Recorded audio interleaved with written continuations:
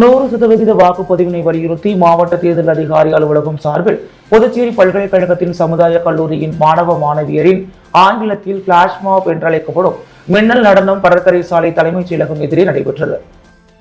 இந்திய தேர்தல் ஆணையத்தின் அறிவுறுத்தலின்படி முறையான வாக்காளர் கல்வி மற்றும் தேர்தலில் பங்கெடுத்தல் ஸ்வீப் என்ற திட்டத்தின் கீழ் 100% வாக்குப்பதிவினை வலியுறுத்தி மாவட்ட தேர்தல் அதிகாரி அலுவலகம் சார்பில் புதுச்சேரி பல்கலைக்கழகத்தின் சமுதாய கல்லூரியின் மாணவ மாணவியரின் ஆங்கிலத்தில் பிளாஸ்மாப் என்றழைக்கப்படும் மின்னல் நடனம் கடற்கரை சாலை தலைமைச் செயலகம் எதிரே நடைபெற்றது.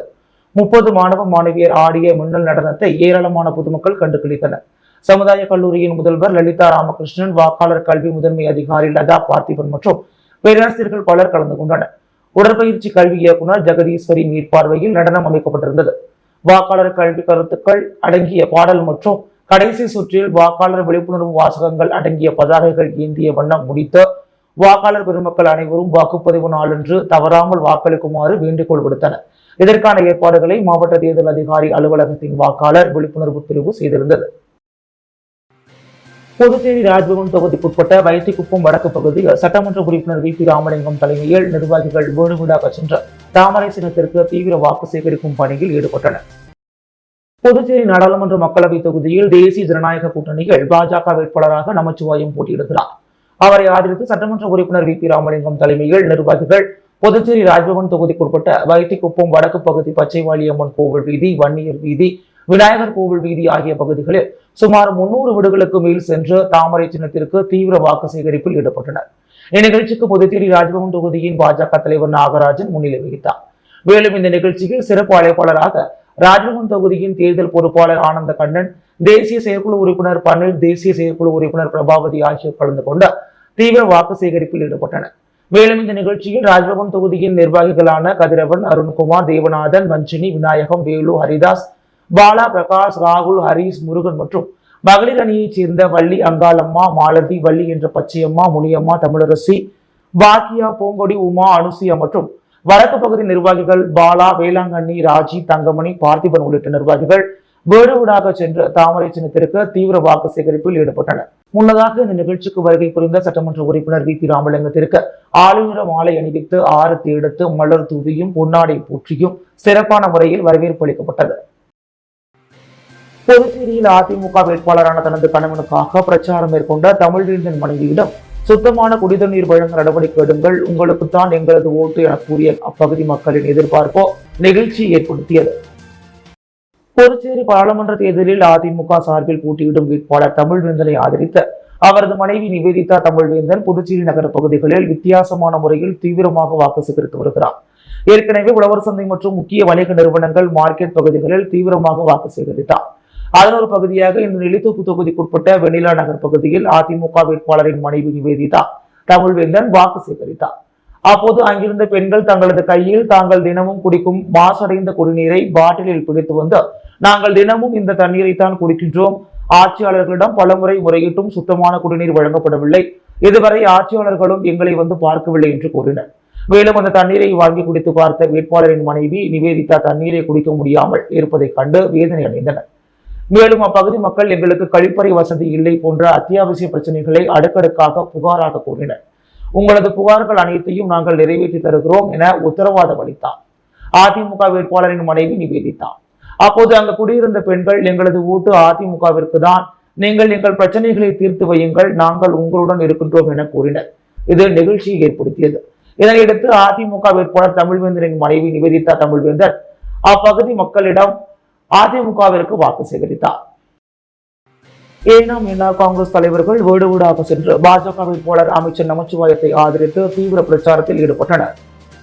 புதுச்சேரி மக்களவை தேர்தலில் தேசிய ஜனநாயக கூட்டணி சார்பில் தற்போதைய உள்துறை அமைச்சர் நமச்சிவாயம் போட்டியிடுகிறார். இவர்களை ஆதரித்து ஏனாம் என்ஆர் காங்கிரஸ் தலைவர்கள் மல்லாடி சாமுவேல், சீரு கிருஷ்ணா, கிராமா முதியவர்கள், இளைஞரணியினர்கள் ஜிஎம்சி பாலயோகி நகரில் வீடு வீடாக பிரச்சாரம் செய்த தேசிய ஜனநாயக கூட்டணி வேட்பாளர் நமச்சிவாயத்தை தாமரை சின்னத்தில் வாக்களித்து வெற்றி பெற செய்ய வேண்டும் என வீடு வீடாக சென்று தீவிர பிரச்சாரத்தில் ஈடுபட்டனர். அப்போது கூட்டணி கட்சி நிர்வாகிகள் பலர் உடனிருந்தனர்.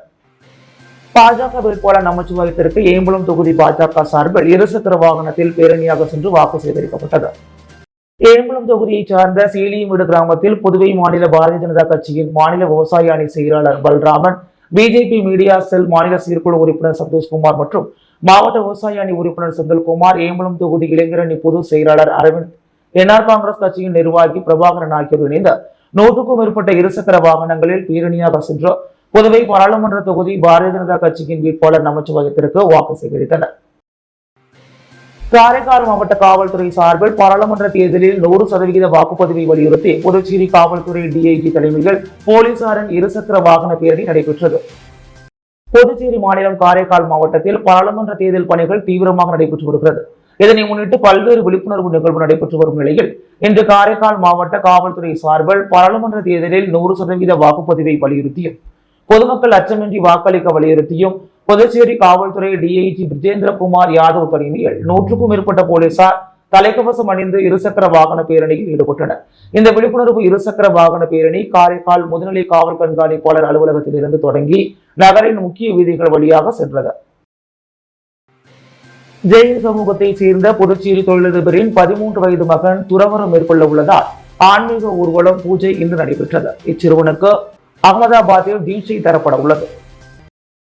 புதுச்சேரியில் வடநாட்டில் இருந்து வந்த தொழில் புரியும் ஜெயின் சமூகத்தினர் அதிக அளவில் உள்ளனர்.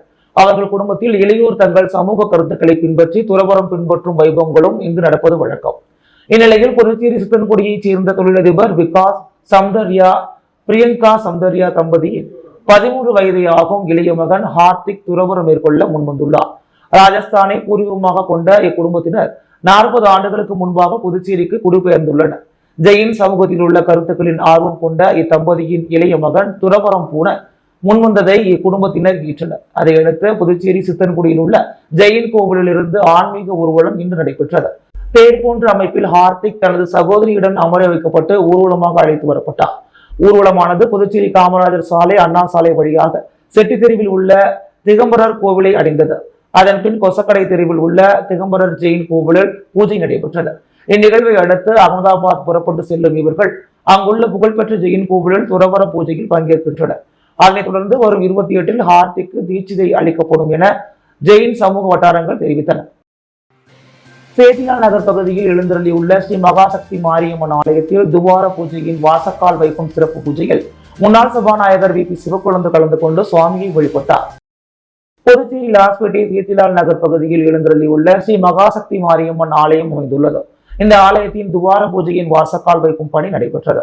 மேலும் சிறப்பு பூஜைகளும் நடைபெற்றது. இதில் சிறப்பு விருந்தினராக புதுச்சேரியின் முன்னாள் சபாநாயகர் Sapthagiri V P Sivakozhundhu, regional officer Prabhakaran மற்றும் அவரது குடும்பத்தினர், கோவில் நிர்வாகிகளும் மற்றும் சேத்திலால் நகர் பகுதி பொதுமக்களும் திரளாக கலந்து கொண்டு விழாவினை சிறப்பித்தனர்.